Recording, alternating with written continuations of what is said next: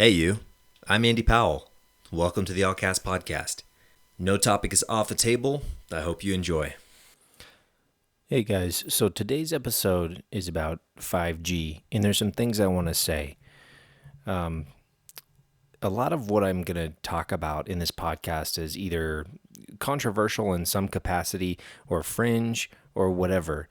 The reason is really because I'm trying to explore as many different perspectives as there are that seem like there might be any validity to them whatsoever. So I'll explore the topic as deep as I can because, there's a lot that we've been wrong about. There's a lot of conspiracy theories that have turned out to be actual real conspiracies rather than just theories. So it's incumbent on us as human beings that live together in a shared world to actually examine the information so that we can take care of ourselves, our family, and one another at large. 5G is one of those things. I know there's the people that say, oh, tinfoil hat. Then there's the people that say, oh, yeah, it's going to kill all of us. So there's a really, really wide range of perspectives and ideas and a lot of information actually about it. So it's really fascinating to sit here and examine some of that information and to see that this may not be what people write it off as. So if we really consider the implications of the information that's especially in the show notes, all the links, all the data that's been around for decades, then we might start to understand a different picture than what we normally get, either on the news or in any other place that we know is already compromised information. So I hope you enjoy this podcast. And this is with Emilie Christman. This is a real world issue that we're dealing with in our local area. If you're dealing with a similar issue, you might reach out to Emilie or the other person that she mentions a little later on in the podcast. And there's also an attorney that she mentions from New York that this is just his gig. He handles local telecom tech issues. Buckle up. All right, Emilie, welcome back. Thank you. We are going to dive into some talk today about 5G because somebody somewhere is trying to build a tower in your neighborhood. Yes, that's correct. And that's not cool with you. It's not cool with a lot of people you know. Yeah. So let's get into that. So how did this all first come about? Okay, so about 3 weeks ago, I got a letter in the mail, and it said, this is a picture of this fake water tower thing that we want to put in the park across the street from your house, right in between the two ball fields where, like, people are playing all the time. I mean, there's kids there, like, every weekend with, like, soccer and baseball and, right there in between the two fields, they want to put this 65-foot tall fake water tower, which is a 5G base station. And, currently where I live in Pronghorn Ranch, there is really no 5G stuff in that area. It's just 4G towers and stuff like that. So I got this letter, and I was, I kind of have known about some of the concerns with 5G. So I had to delve into it a little bit more deeply. Like, I definitely know that I don't want this by my house. So that's kind of what started me to have a whole initiation into, like, what is this? Like, what are our rights? What can we do? And learn a whole bunch of stuff about it really quickly. So how long have you been working on this? Well, ever since the day I got the letter, like 3 weeks ago. Okay. I looked up some more stuff about 5G, and, the thing is it's marketed in a certain way. That's mainly the information that we receive is like, 5G is going to make your internet so much faster. It's going to make your download speeds, like, everything's going to be easier. It's just going to be better. It's an upgrade. And that's pretty much like everything you hear about it. And when you look up articles about it on the internet, just like Google it. When you ask, like, is 5G safe, you are going to get a bunch of information that is generally put out by the telecom companies, that is just marketing their product and basically saying, like, basically they'll say there's nothing to prove that it's not safe, Which now, not just you, but myself as well, through my 2 days of research, have found that that's not the case. Yeah. That there's a lot of issues with it that they've known about since the 70s. Yes. There's some stuff from the 1940s.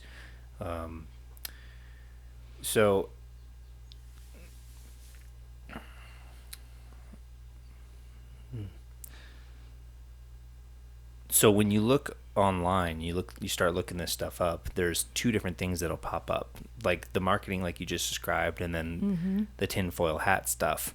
Oh yeah. Which is kind of labeled as, obviously, oh, these people are dumb, they're being afraid, they're this or that, whatever. They're jumping to conclusions, Yeah. and they don't, they have nothing behind it, no basis for it. And yeah, there's that whole thing working against us too. So you've been fighting this for like 3 weeks, pretty much daily. You've been deep in this stuff. For the most part, I've had a little break the last couple of days, but pretty much when I found out that this was happening, and I found out that they were only going to notify, they're only legally required to notify people that live within 300 feet of where they're going to place it. So they only notified about 5 different residences surrounding this park that they were even going to do this. And this is the introduction of an entirely new technology. 5G it's not the same as 4G. That's the other thing. It's not just a little bit stronger, a little bit better. It's dealing with millimeter waves, which is different from 4G, and it's anywhere from 10 to 100 times stronger signal. And that is the microwave radiation that we are being exposed to is anywhere from 10 to 100 times stronger with 5G than 4G. So when I was looking stuff up, I saw that the signal, even though it's I don't know that it's stronger. I didn't really get to that. Mm-hmm. But what I understood was that, yes, it's millimeter waves, but that it only emits about a football field in radius. Yes, the range is shorter. So the range for 4G is 2 to 4 miles and up to 10 miles. Okay, that the signal will travel from the tower. Okay.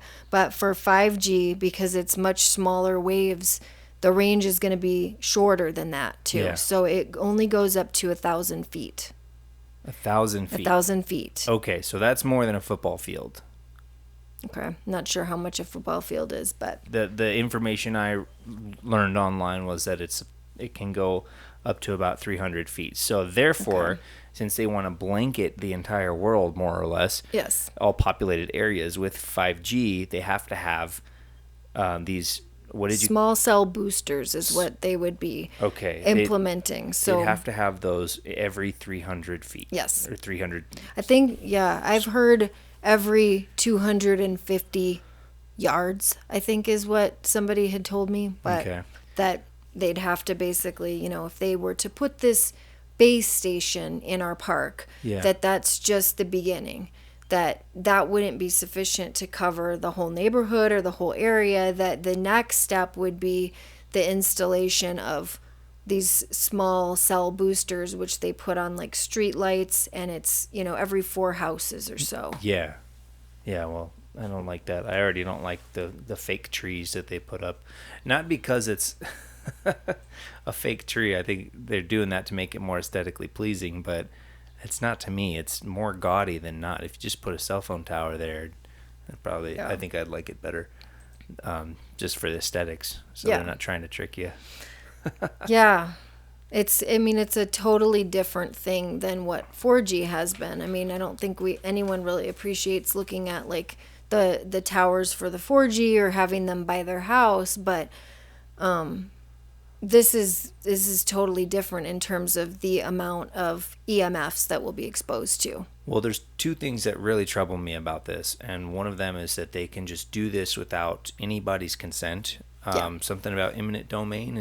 Did you say that phrase? I don't think I specifically used that phrase, but I'm becoming quickly aware that our rights are basically being trampled on with regard to this.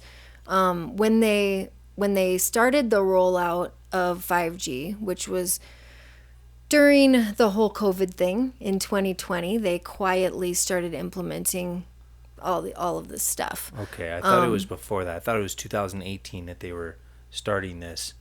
But no, maybe it was in 18. I just know that a lot of when they really started putting it in places, it was in 2020. Okay, they kind of the rollout of it. Yeah, they increased it. Mm-hmm. Yep. Okay, so it was introduced in July of 2016, but it really caught fire during early 2021. Mm-hmm. So okay, yeah. It's nice. That's the way they do things. Wait for look over here while we do this other thing behind the scenes. Yeah, and they, basically these telecom companies went to the FCC, which is the Federal Communications Commission, and they're in charge of regulating like all telecommunications, radio, and stuff like that. And they got them to kind of rewrite like a lot of the laws and the regulations so that they really favor these companies. So they basically give them permission to use public lands, and that's considered right of way for them. So they can use that to bring to, if they need to improve existing services for public utility, they can just go in there and you don't have a lot of say about that. So it's in the name of public service. Oh, yes. We're doing this for the people. Yes, it's a public utility. We're providing this to you, and they can go on to public land, and they do have to get building permits, and they have to, basically tell the town, like, this is what we're planning, and they usually are paying this town or the city because it's on public land. There's usually some money that's exchanged. In the case with this fake tower they wanted put in my park, they were going to pay the city $2,500 a month just to have the tower on the public land. So they're paying the city government. They're not paying the people who live next to the tower, nothing like that. No. And that's the phrase that I was thinking of when you said right of way. Mm-hmm. I confused that with eminent domain. So this is right of way because it's a utility, which is a public service to the people. But at the same time, you never voted on this. You're just informed. Hey, we're doing this because it's for the people. Yeah. When really it's not. I mean, nobody is really asking for these upgrades, these infinite upgrades to cell phones. Yeah, faster's cooler, faster's nice, it's helpful. But we're pretty advanced. Like 4G worked just fine. Yeah. There's nothing wrong with it. Why do we need to keep going? Yep, exactly. Exactly. And, there are a lot of things that it creates a problem with as far as risks. And I'm just trying to pull up like a little bit of my notes so that I can take a look at a couple of the things. Well, they want to blanket the surface of the land basically with this stuff so that whoever they is it's people that are increasing the technology that we have. So self-driving cars, they want to be able to have no disruption in that field of EMF so that all of this stuff can work autonomously, more or less. Yeah. And they talk about the Internet of Things and the 15-minute city. So that's getting into the dark stuff. The what do you call it? The World Economic Forum and the Luciferian Brotherhood, and it does, interestingly, just like there's a lot of connections there, and anyone could probably say like, I'm wearing a tinfoil hat. That's okay. I was accused of that on the Nextdoor app when I started to post stuff about this. Yeah. And that's okay. I'm just gonna say it how I see it. Yeah, so, you got it. Well, you got to say, and the difference is that people that generally say that don't look past the first layer of information. Yeah. And people who are getting called the tinfoil hat people are looking past the first layer of information. Yeah. So ever since let's say 2018, 19, you've got all of these conspiracy theories or these things that people spew out. And a lot of them have turned out to be true. A lot of the COVID stuff that people were saying, tinfoil hat, well, guess what? It's true. Now we know that. Yeah. So maybe re-examine things. Yeah. And the term you brought up last time we were speaking and you looked it up online for the definition was that term cognitive dissonance. Oh, yeah, right? yeah. So this is, it applies here as well. Like when you look at, the 5G and the technology, and I do want to point out some of the bad things. We'll go through a lot of them, yeah. I think. Well, do you have it pulled up there? Yeah, just to quickly summarize some of the concerns that I have for the safety of it. Mm-hmm. So studies show that microwave radiation impairs honeybees' ability to survive and propagate. It impairs the migratory capacity of birds. It damages plant life. The materials needed to make and maintain the technology will soon become the leading cause of greenhouse gases and carbon monoxide emissions in our environment. For people who are concerned about that might be important. Yeah. And then in humans, microwave radiation has the effect of causing infertility and miscarriage, neurological and neuropsychiatric effects, including anxiety, depression, sleep disorders, cognitive and memory impairment, and diseases such as Alzheimer's, diabetes, cancer, and DNA damage. And there is so many studies that will document how microwave radiation can actually cause these things. Every single one of those things that you listed, we have links to the studies. We've got a whole bunch of work cited for all this stuff that we're going to talk about that's going to be in the show notes. So if you think we're BSing or we're tinfoil hat people, why don't you do some research and really look at the information. But the bees, let's say we're full of crap about the people stuff. Oh, it doesn't affect people because it's millimeter waves and it doesn't penetrate through the skin because it can only penetrate through 1 or 2 millimeters of solid objects. Let's just say that's the case, right? Mm-hmm. If so, it can harm the bees. Mm-hmm. So if it's harming the bees, that means that all of our food that gets grown out of the earth does not get propagated because the bees are dwindling in their population, which has already been happening for a number of years. Yeah. So that is a huge concern. Huge. Like, didn't somebody, maybe it was Einstein, said that if the bees die, then the humans have like 4 years before we're dead as a species. I think it was him, maybe. There you go. Albert Einstein predicted that if something eliminated bees from our planet, mankind would soon perish.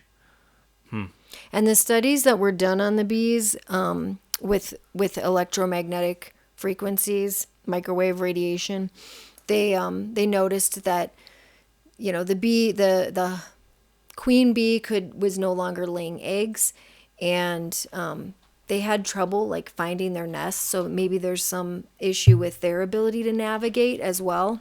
Well, if you think about it, it's a lot of this EMF. It's electromagnetic frequency, right? So if you zoom out to the magnetism of the Earth, it has a pole, and if you zoom way in to neutrons and protons and electrons, everything has a charge to it of some sort, electromagnetic charge. You're all energy. So if you start messing with those electromagnetic charges, then like a compass that uses magnetism to guide your direction. So like I read in one of the studies about the birds, I didn't know this about the bees, but the birds and the bees,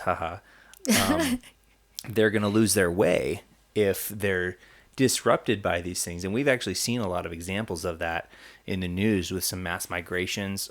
Something happened in Arkansas where a bunch of birds just died, like a massive amount. My sister sent me an article about it. She's living over in Arkansas now, but I'm going to pull up the EMF spectrum chart here, and we're going to kind of just go over a little bit of it. So all of this that we're talking about today is based off of the electromagnetic spectrum. And you have wavelengths that go across this spectrum, shorter wavelengths, longer wavelengths. And the shorter wavelengths, you have things like gamma the ionizing radiation. So X-rays, gamma rays, and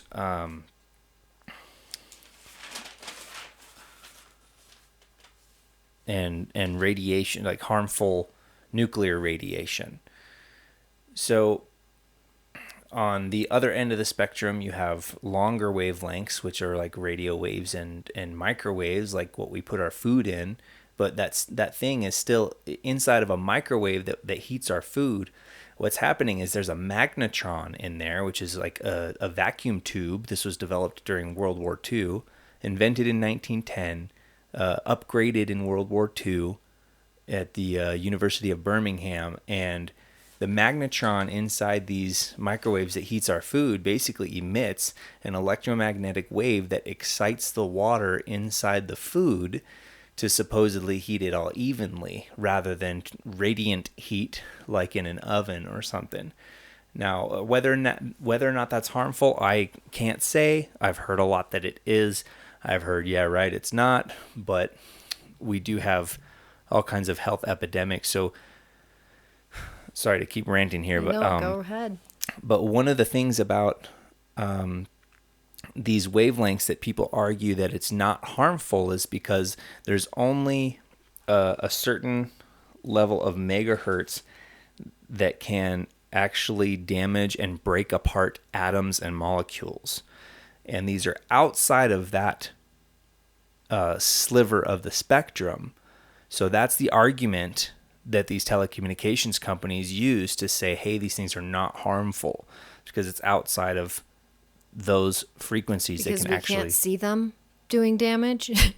well, no, we can't. You can see it if you put it under a microscope, and you can see that at these certain frequencies, it can break apart atoms, which is like you go up to nuclear where a nuclear bomb went off or something, and you're in proximity of it, you'll get all those, you'll get messed up, you'll get cancer, all this stuff. So at those levels, it's breaking apart the molecules and the atoms, but at these other lower levels, it's not breaking apart the molecules or the atoms. But that doesn't mean that it's not disrupting or... It's not causing oxidative cell stress and DNA damage on microscopic levels. Exactly. Yeah. And pretty soon we'll look at a couple things off of this list of works cited here that we have. Actually, one of them, let's pull it up right now. So this one is coming from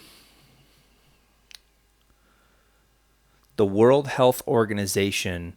It was a meeting in Warsaw in 1973. It's called The Biological Effects and Health Hazards of Microwave Radiation. Compilation of papers from International Conference in Warsaw on Health Effects of Microwaves. The top 60 scientists report findings of low-level microwave exposure on humans and animals. So what this is saying here, in one of these...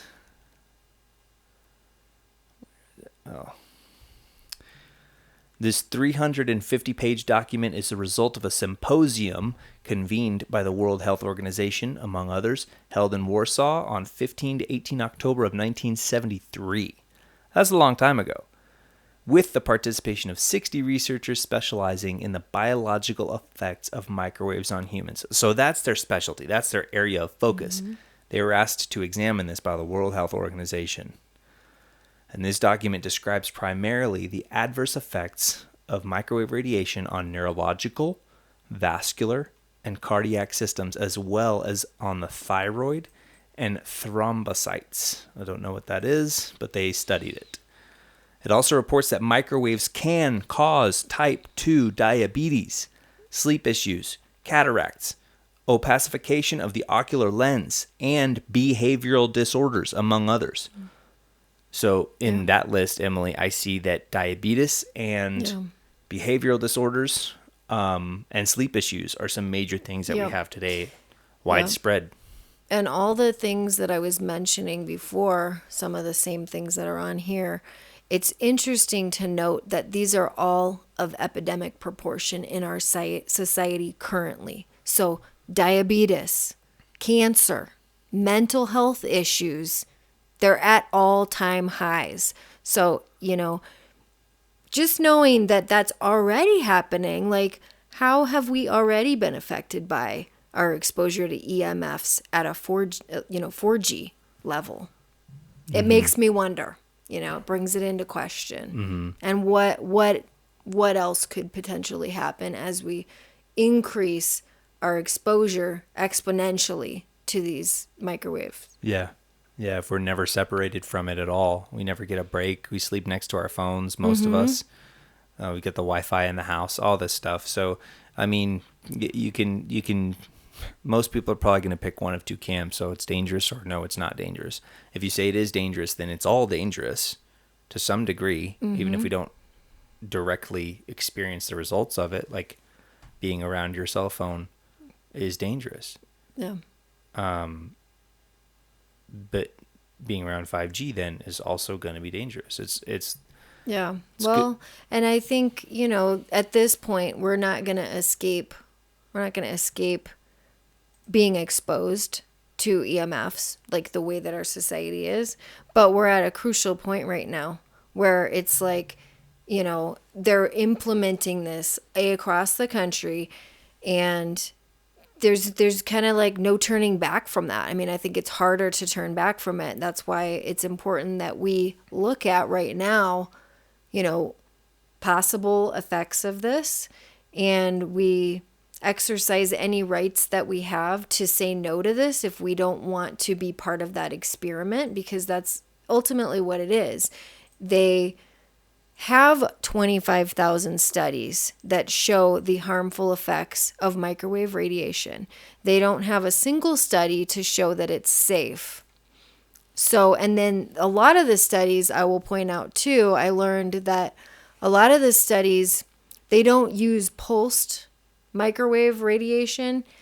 And so it's not exactly how it will be in the real world. When 5G is, the signal's going, it's pulsed, and so that is considered to be much more harmful than if you have like a steady signal from it. Yeah, the other thing that they do in these studies that they cite as, here's why it's safe, is that they only do exposure for, one example I saw was 6 minutes.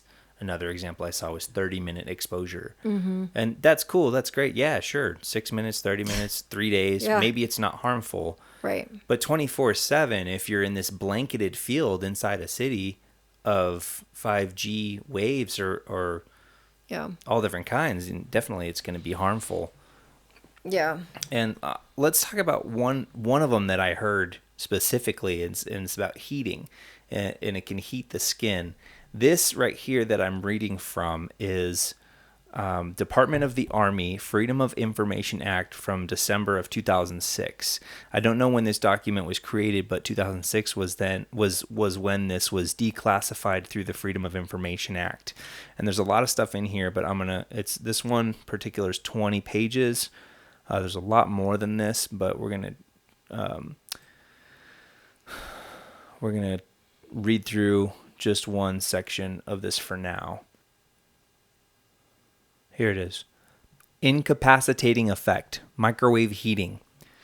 Body heating to mimic a fever is the nature of the radiofrequency incapacitation. The objective is to provide heating in a very controlled way so that the body receives nearly uniform heating and no organs are damaged.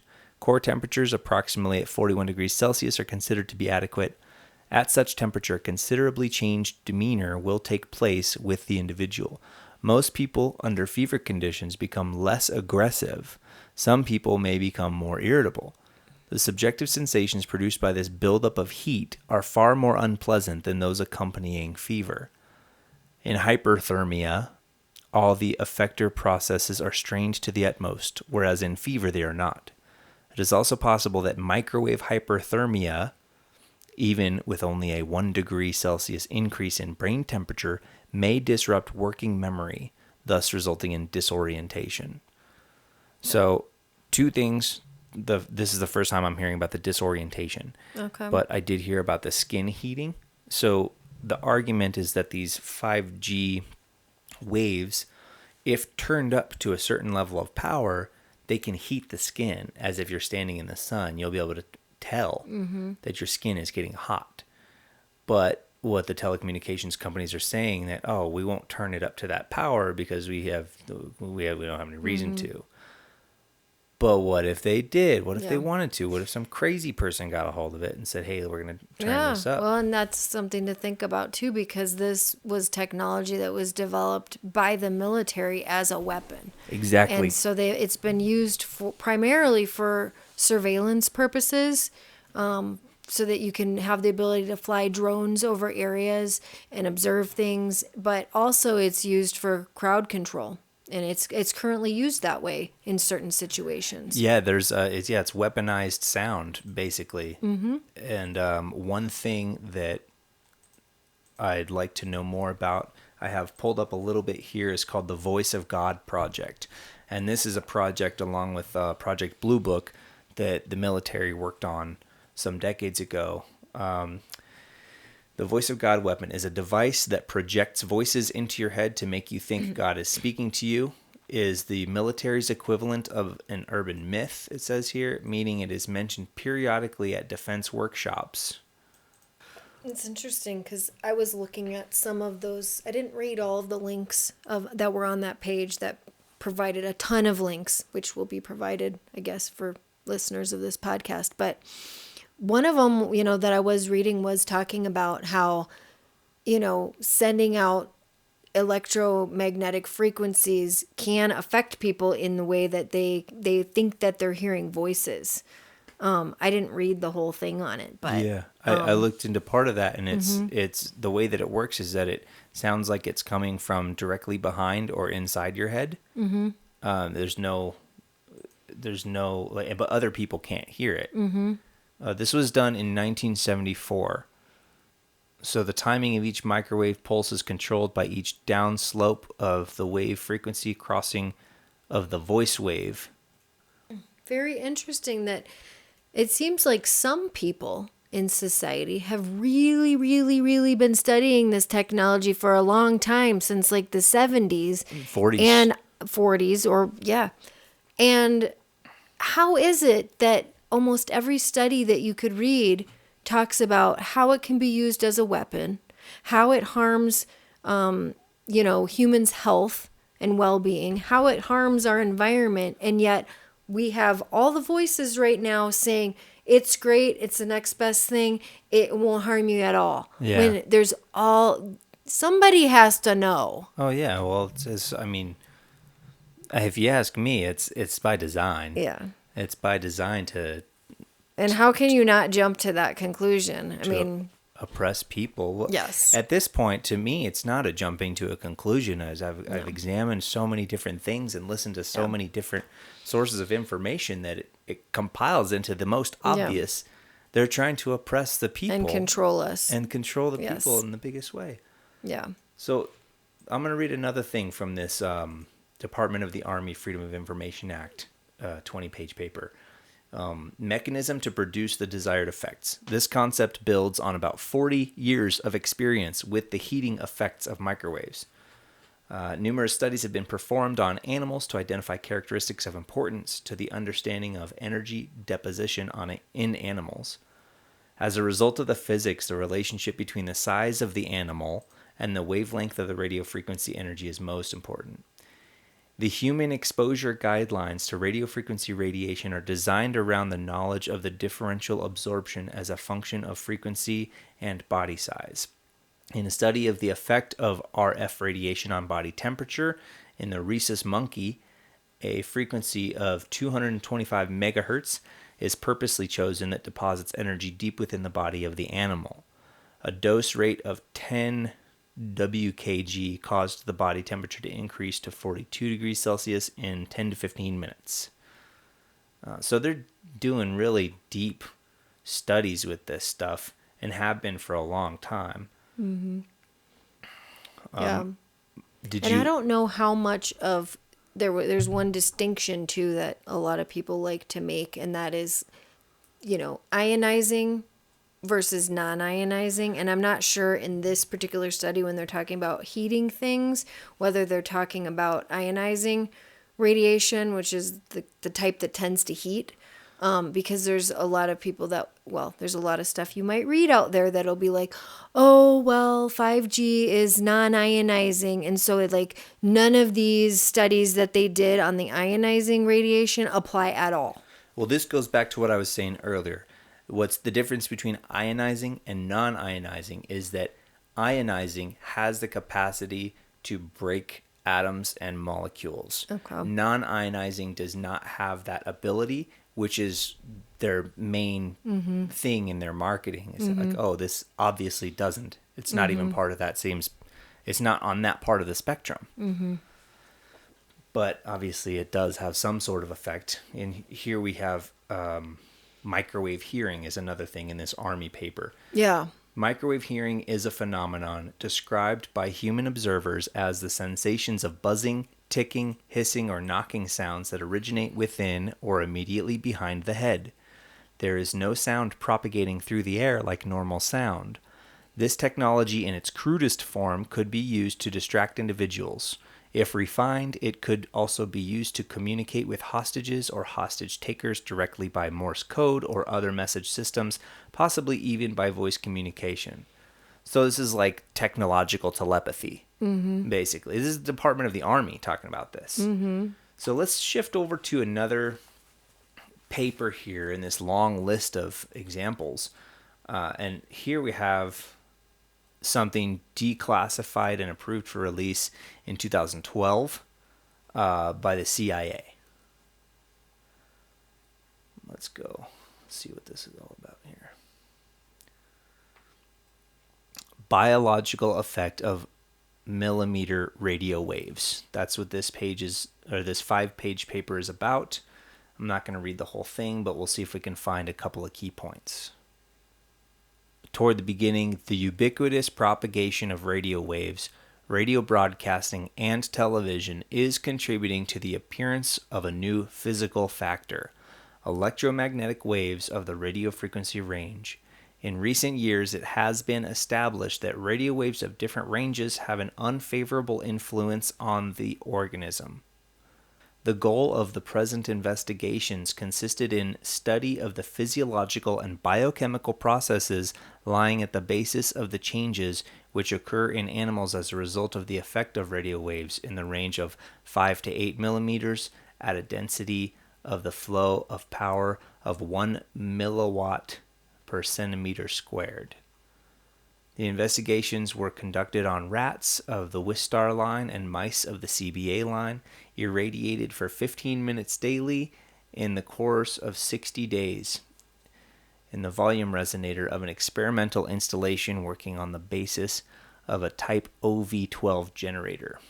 I don't know what half of that means, but they're doing very specific wavelength studies on mice and rats. So through this, the reactions of the organism disclosed various disorders in the experimental animals. As it is known, the energy of millimeter waves, because of its weak penetrating ability, is absorbed primarily and mainly by the skin. Our investigations have shown that in the skin of irradiated animals, deformation of the receptor apparatus and well-expressed changes of a reactive character were observed. In the skin layer, properly speaking, appeared bunches of nerve fibers with hypertrophy of a portion of the fiber and sections with demyelinization. Do you know what either of those are? Demyelinization? I don't know. I've heard of hypertrophy, but I don't know what that is. Let's look that one up, because that... I know that if they want to create diabetes in a rat, Yeah. all they do is expose them to low levels of electromagnetic. Well, not just low levels. They specifically use 2.4 gigahertz in order to create diabetes in lab rats. And microwaves in general operate around 2.45 gigahertz. Yep. So, Yep, exactly. And so when you look at that, let's see, what was the gigahertz on? So the gigahertz on 4G is 6 gigahertz and below, typically. And when you're looking at 5G, and that's enough to create diabetes in a rat, right? yeah. And then when you're looking at 5G, you're looking at between 30 and 300 Gigahertz. gigahertz. Okay. Yep.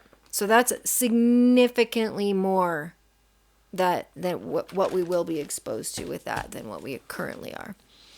So hypertrophy is a non-tumorous enlargement of an organ or a tissue as a result of an increase in the size rather than the number of cells. So it increases the volume of an organ. I know what guys are thinking right now. Let me get some of those millimeter waves. We'll solve everything. Except you don't get to pick and choose which organ you want to enlarge. Yeah. You know? It might end up being your heart, which would suck. Yeah, it's what is that called? It's not. Is that myocarditis? Cardiomegaly or cardio. I don't know. If you're listening to this and you're smarter with this stuff, you better email me at theallcastinbox@gmail.com so we can get some of this sorted out. Let's go back to this list here. I'm going to go to the top of this list. There's 21 things just as far as links to different papers and articles. And I'm going to just briefly say what some of them are about and who did them and when. Okay. So the first one is the Army. It's that 20 pages, and it's titled Bioeffects of Selected Non-Lethal Weapons. And obviously, non-lethal weapons, that's the whole thing. They're implementing non-lethal weapons across our cities. The second one is also from the Army from 1976. It's 35 pages. It's called Biological Effects of Electromagnetic Radiation and Microwaves. Third one, Naval Medical Research Institute, 1971, 106 pages. It's a bibliography citing 2,000 papers that were made reporting biological phenomena and clinical manifestations attributed to microwave and radio frequency radiation. That one sounds like the gold nugget right there. There's just so many studies Yeah. when you look for them that will show you the harmful effects of it. Yeah. So there's NASA, Air Force, Naval Medical Research Institute, CIA, EPA, DOD. These are credible sources. Ford Foundation, or at least they used to be. Yeah, well, WHO. like, who trusts the WHO anymore? Not Because, anymore. Not after they're- COVID. They're done. Yeah. They're done. Yeah, same with the FDA after Yeah. these food documentaries. You can't trust them. Yeah. NIH, genotoxicity, largest animal study on cell tower radiation. So it goes on and on. Confirms cancer link is that one. Yeah. Confirms cancer link. There we go. Genetic effects of non-ionizing electromagnetic fields from EBM in 2021. It's PubMed. So the list goes on. And there's a whole other page of additional links to YouTube videos of these professors and talking about all this stuff. So The information is absolutely out there if you look for it. And in this case, you don't even have to look because we're going to include it in a link. in the You show can all notes. check it out in the show notes. Yeah, it's gonna be there. It's gonna be there, and then what else? What else is gonna be there is a slideshow we have, and I'm not a huge fan of slideshows because it can really direct your attention in a specific way. Like the first slide is, I don't know. I would recommend the articles much before a slideshow, but this does help kind of guide us. Yeah. Is 5G microwave technology really new? Popular Science in 1947. Yeah. So they were talking about that way back then. And Yep. so what's the, let's say, worst case scenario if I put my evil person hat on and I have the ability to access these 5G amplifiers, what did you call them? The sub boxes or whatever? The base station? Base station amplifiers. So the towers, the network, if I have access to this entire network and I know that it can be used as a weapon, then I'm going to use it as a weapon. And I mean, if I think about what can be done if you have a complete blanketed field, Yeah. you can put everybody into mental distress at the same time. Yeah, absolutely. And you can surveil everybody all the time. So you can confine them to their 15-minute cities, and you can make it so that they can never go outside of that. And you can put facial recognition software all around so that, we know who everybody is, we know where everybody is, we're going to keep them in a certain area, and essentially make them like human slaves. I mean, that to me is like the worst case scenario. I'm like, total control, right? Somebody else just totally taking control over the humans.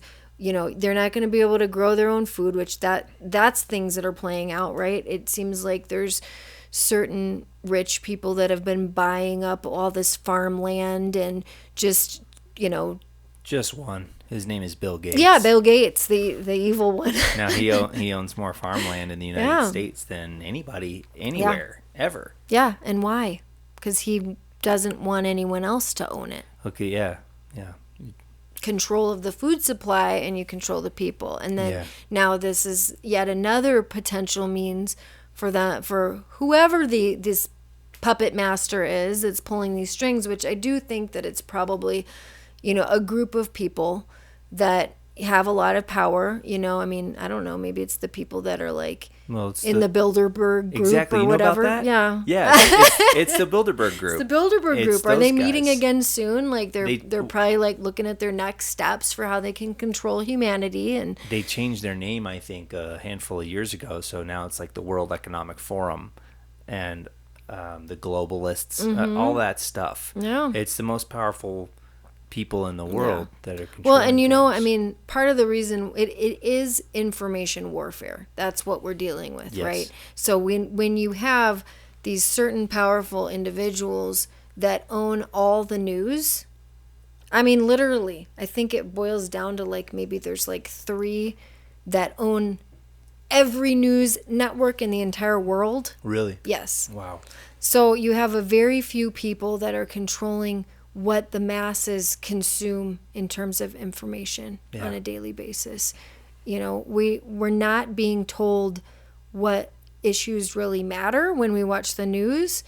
We're kind of on our own to figure that stuff out because they say, look here, and they present whatever it is that they want to present for whatever agenda they're working for. Yeah, and this ties right back into the social cultural stuff like Black Lives Matter, like transgenderism, like sexual orientation, except all this stuff that's dividing stuff. Yep. And it's like how they're just injecting this stuff into our culture.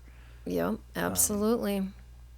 Yeah, but I do feel like, standing up against 5G is something, that can make a huge difference if we stop that, because I really don't know how it's going to be used, and I really don't think we need that at all. Even if there's benefits of like quicker download speeds, if it's at the expense of human health and well-being and nature and killing bees, like we don't want it. Yeah. And it's going to take everyone getting educated about this issue.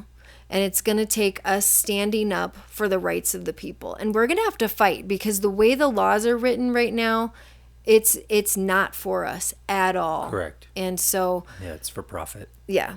And even just so I want to kind of go back to like what happened with the tower by my house. So I learned about this tower, gonna go in. I was like, I can't have this. This is bad. Like, I don't want this. I'll do everything I have to do to fight it. And like, I talked to a couple of my neighbors and they didn't seem that concerned.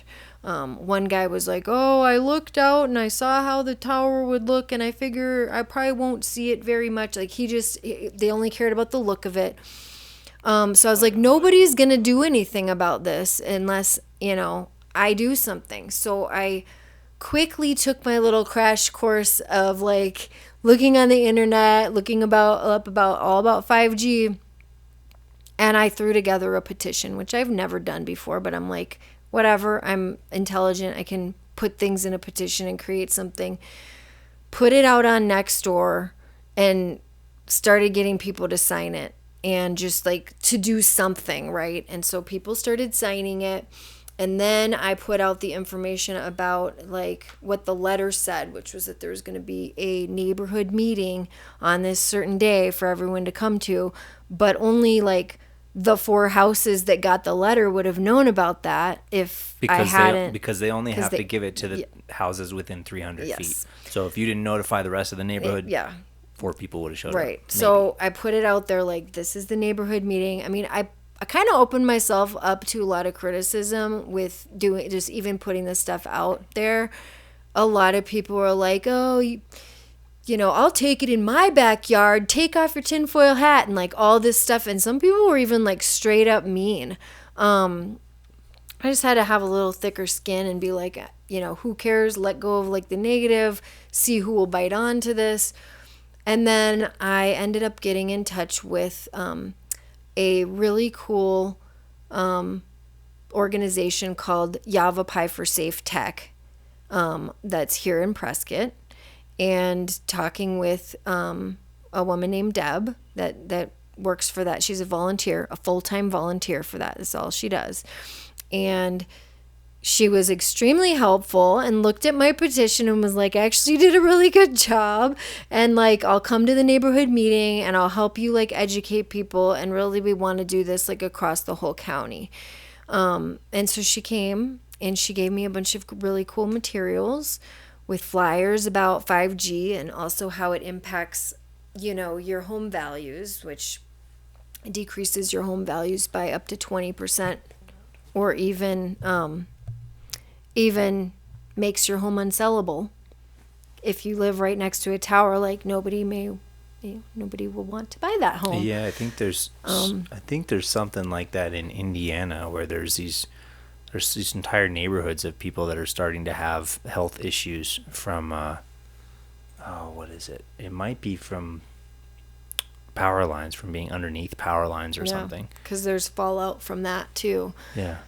Well, anyway, we went to that neighborhood meeting, and there was maybe like 16 really mad people that came to that meeting, and everybody kind of was like,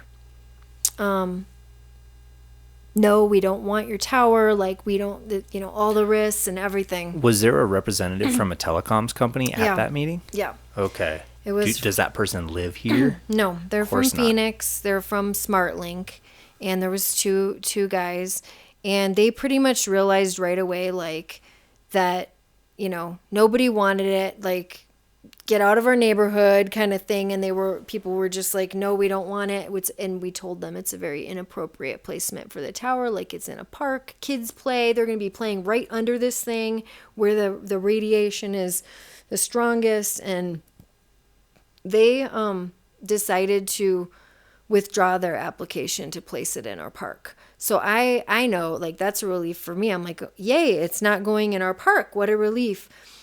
I had also put together a fundraiser because I was prepared to hire a lawyer from New York City named Andrew Campanelli.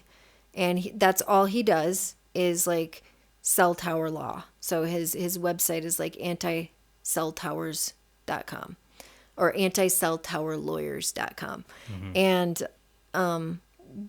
raising money because he would fight the placement of the tower in that park. for $3,500, like a flat fee.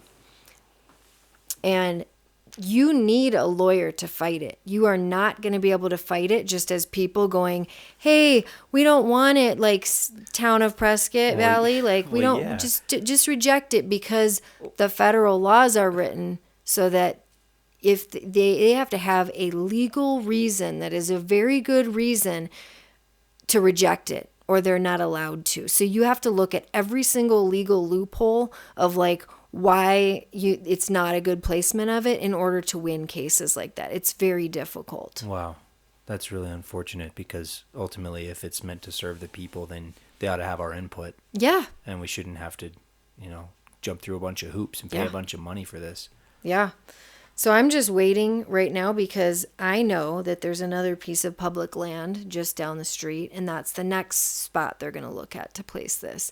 And now I have to be like a watchdog of like, when are they going to, and they're probably not going to notify anybody. So I'm going to have to continually do FOIA requests to the town of Prescott Valley and find out, like, has anyone, put in an application, to build one of these things, and just kind of stay on top of it. And then meanwhile, I'm going to keep my fund going so that, I think right now we have like $800 in it. And we want to collect more. Can you continue to collect signatures as this is going on? So I could, but right now, my petition that I put together was specifically for Pronghorn Park. So I need to update that. And I'm going to be talking to the lawyer a little bit about like what he thinks would be the best plan, whether or not to have a petition. I'm totally behind a petition. I would like to have a petition that encompasses the whole county, that could encompass Prescott Valley, Prescott, Chino Valley, and Dewey Humboldt and the county. Yeah. So that we could just put it out and have like a social media campaign where we're just sending it out to everybody, and then also do some fundraisers with that. So ultimately, my understanding after looking into all of this is that what we need to do in order to protect our communities from this is we need to hire an attorney. We need an attorney to do this, develop protective ordinances that we would get passed in our respective cities that would look at every single little loophole that we have for people to be able to reject towers coming in. If there's any way we can do that at the county level, you'd only have to do it once. Yeah. At least for, obviously, our county. Yeah. To prevent them from being able to have the right of way or whatever. Yeah. Or to even build that stuff. So. It's like yeah. So it's like, and then it's more money to have that done. Like this particular attorney, he does that all throughout the country, and he charges $8,500. He'll look at your specific town codes. And so that's why it might be, I don't know if you can do it across the whole county, because each city has different codes. And so the protective ordinance would apply specifically to work with the town codes. Okay. But yeah, that's like $8,500 a pop, like, yeah. And it's money well spent though. And so I think part of what maybe I know that Deb with Yavapai for Safe Tech will be doing is looking at meeting with some of the council members and just having these conversations, hopefully nice sit down conversations where it's just, let's talk about this as an issue and why it's important for you to put some measures in place that protect our local citizens, that protect their rights, their residents, and retain their home values. And that if these things are going to go into our community, that it's done in the way that's going to create the least amount of, harm or negative impact. Yeah.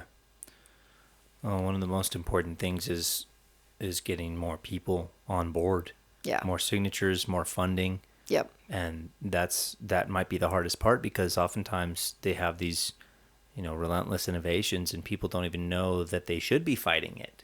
No, there's people that are like, oh, yay. Oh, good. I mean, I went across the street to the park and I was like trying to talk to people. And I'm like, oh, did you hear about this, 5G wireless communications facility that they want to put up right here between the ball fields? And they're like, oh, no, I didn't hear about that. That's great. Yeah. That's their response. And I'm like, that's oh, gosh. That's the thing. People just don't know, and they don't care enough until it's in their face with harm or death to actually make a difference or to do something about it. Yeah. It's like, it's good. I always go back to the Second Amendment stuff. It's like, well, you don't know you need a gun until you need a gun. Yeah. That's it.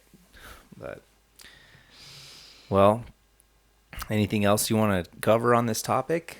Anything else? Well, I mean, there's still lots more we could talk about if we wanted to, but I think, if people are concerned about this after they listen to this and they want to do something about it, they can go to the website yavapai4safetech.org and it's done with the number 4, Yavapai number 4 safetech.org. Okay. And they can donate there, and they can volunteer. They can ask for more information, and more information will be provided. But I think we need to start talking about this as a community. Yeah, definitely. So if somebody wants to help get petitions or to get the citywide thing going, how would somebody go about that? Should they get in touch with you? Should they get in touch with... I would say they can get in touch with Yavapai for Safe Tech, or they can reach out to me. If you're in Prescott Valley, I don't know anyone else that is currently heading up these efforts, and I have basically kind of been thrown into this, and now I'm like getting a lot more information, and I kind of understand what needs to happen, and so I'm going to do whatever it takes. So anybody, in fact, I'd like to have some more community meetings in Prescott Valley where we maybe do a little bit of problem solving and just maybe facilitate some like, okay, this is what we identify as the problem. What do we see as working, barriers for this? What do we see as working for us? And then come up with some action plans so that we can kind of, people can be empowered to put in their input about what they think that would help, and then also they can carry out some action plans. Some community gathering, some brainstorming. I'd like to also extend that to any of the other cities in Yavapai County. Anybody in Yavapai County that wants to get ahead of this, and so they're not having to chase down signatures once this is already kind of implemented in a different city. Yeah. Jump on board. So so then contact Deb at that. Or they can contact me, which is, you can put it in the notes, but it's christmanemilie@gmail.com. Okay, I'll get that put in there. And I will respond to anybody's email who has this concern or wants to donate to the cause. But yeah, our local government, it's their responsibility and it's their right to stand up and protect our local citizens, and we need to hold them accountable to do that for us. Yeah, it's their responsibility and their duty. Yes. Yeah. Well, cool. Thanks so much, Emilie. This is awesome. Appreciate it. Thanks we'll talk again soon. Having me. Yeah. Okay.